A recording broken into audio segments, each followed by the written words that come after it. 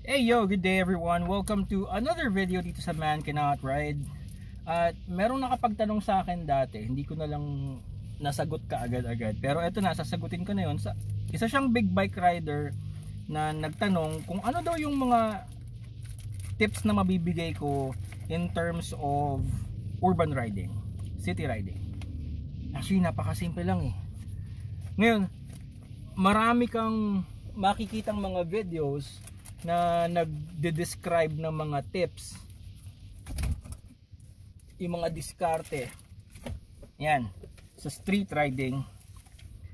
Napakarami at lahat naman sila may point, may tama naman, may tama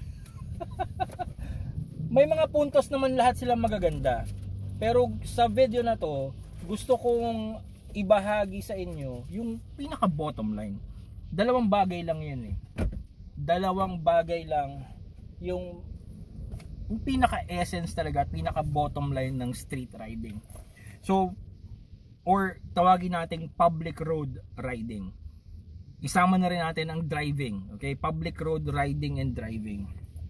Tanungin mo yung sarili mo. Dalawang tanong yan. Pag nag-ride ka sa public roads, ako ba ay obstruction sa daan o ako ba ay hazard sa daan? Yun yung dalawang tanong dyan. Yun yung dalawang bottom line na yun. Okay?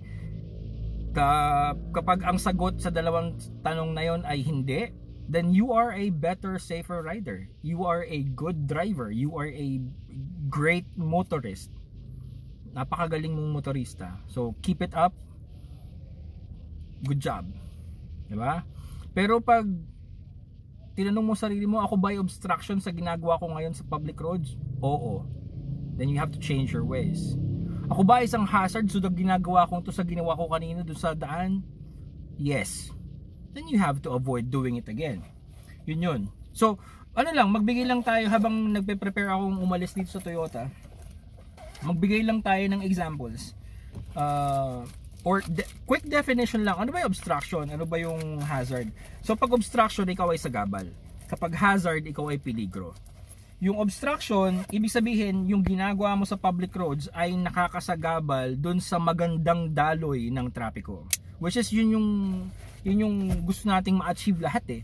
Yung magandang daloy ng trapiko para maibsan yung mga problema natin sa daan. Okay? Now, ang hazard naman, ako ay yung peligro. So yung ginagawa ko ba sa daan ay nagiging delikado ba yun para sa ibang motorista? Remember, we share the road. We share the responsibilities of the public road. So kung sama-sama tayo sa isang public road, dapat pare-pareho rin yung ating collective effort, collective mindset that we are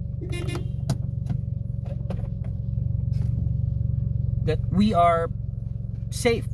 We are better, safer riders and drivers.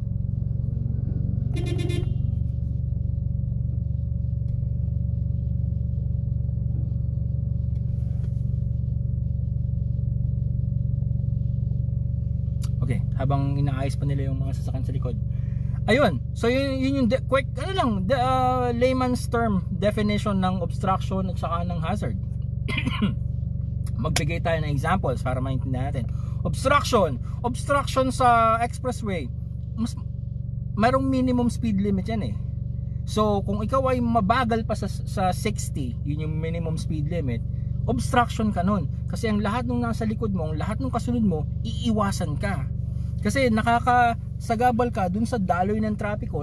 Imagine mo na lang, lahat ang takbo 60 kasi ikaw 40. Ngayon, ang lahat ng bubuntot sa'yo, iiwas, magsuswerve. Pag nag-swerve yan, nagiging hazard na sila. Pero dahil obstruction ka. Ngayon, let's say maximum naman speed limit is 100, tas tinatakbo mo ng 140, 160, eh hindi rin naman maganda yun. Kasi yun yung hazard. Peligro ka na sa iba. Kasi kung sakasakaling ikaw ay sumemplang sa takbong 160, malayo yung tilapon mo. lilipad na yung motor mo nun. At paglipad mong ganun, makakatama ka sa iba. Sa halip na siguro kung ang takbo mo 80 lamang, tapos sumemplang ka, so kaunting dulas lamang, pwedeng hindi ganun katindi yung impact, compared to sumemplang ka ng ang takbo mo 180, 160, kawawa naman yung madadamay sa'yo.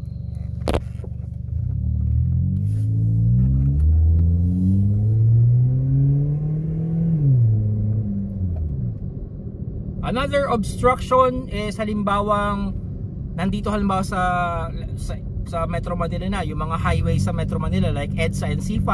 Hindi naman talaga sila expressway pero malalaking daan sila. Maraming lanes.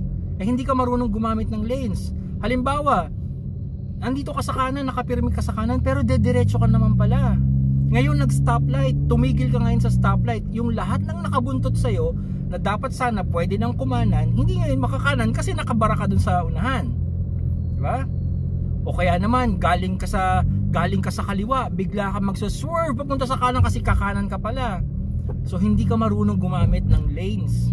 Hindi ka marunong ng lane positioning, lane usage. O sala-sala lagi yung linya mo. Either hindi mo alam gamitin yung lanes or talagang sinasadya mo na ikaw ay barubal sa daan. So yun, dalawang bagay yun. Kung hindi mo alam kung paano gamitin yung mga lanes, kung hindi mo alam yung lane positioning, lane usage, obstruction ka nun kasi wala kang alam eh. 'Di ba?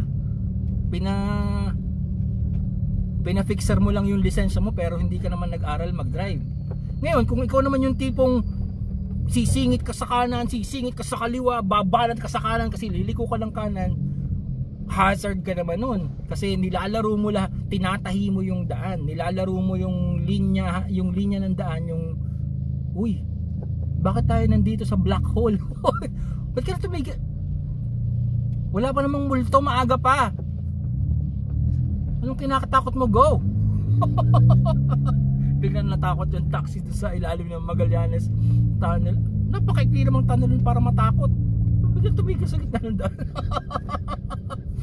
Tapos nakatingin lang siya sa kaliwat kanan, malag-malag. Anyway, so obstruction siya noon, di ba? Tumigil siya bigla. So lahat kami, ba't ka tumigil? Ba't nawala yung daloy ng daan? Obstruction yon. Ngayon, kung halimbawang ito, pasong tamo, bigla akong mag-overtake dito sa kaliwa. Kahit libre yan, may tumawid may umano rin eh. May tumirada rin sa kabila. Pareho kaming hazard nun. So we don't know how to sinasadya namin maging barubal sa daan. Hazard yun. Okay? Yung mga simpleng bagay, nako, ito talamak na talamak. Obstruction ka kung barubal ang parking mo. Naka-double parking ka, nakabalagbag parking ka, naka-parking ka sa hindi naman dapat pinaparkingan. Ayan, obstruction yun. Diba? Ngayon, kung sakasakaling talagang makapal-kapal pa ang mukha mo at bumalagbag ka sa gitna ng daan, hazard ka na nun. Pareho lang naman ang obstruction at saka ang hazard. Pareho kang nagdudulot ng stress sa public road, sa daloy ng trapiko. So parehong masama yun, parehong delikado at parehong dapat nating iwasan. Napakarami pang examples ng obstruction at saka ng hazard. Ilagay nyo na lang sa comment section. Yan, magte 10 minutes na pala tayo. Tatapusin ko na yung video para hindi naman maaksaya yung oras ninyo. Sana may napulot kayo ditong kapakipakinabang sa mga pinagsasabi ko. Again, the bottom line of public road driving and riding, kung ano man, 4 wheels, 2 wheels, 3 wheels, 1 wheel, kung ano pa man yan, kahit ano pa mang sasakyan yan, basta tayo ay nasa public roads. Ang bottom line yan, tanongin yung sarili nyo. Yung ginagawa nyo ba, kayo ba ay nagiging obstruction o kayo ba ay nagiging hazard para sa iba? If the answer is no, good job, idol. Galing. Ang galing. Pero kung ang sagot ay yes, then change your ways. Change our ways. Huwag kayong kumaya sa akin. Kamote ako lalo na pag nandito sa sasakyan. Anyway, I will see you on the next video dito sa Man Cannot Ride.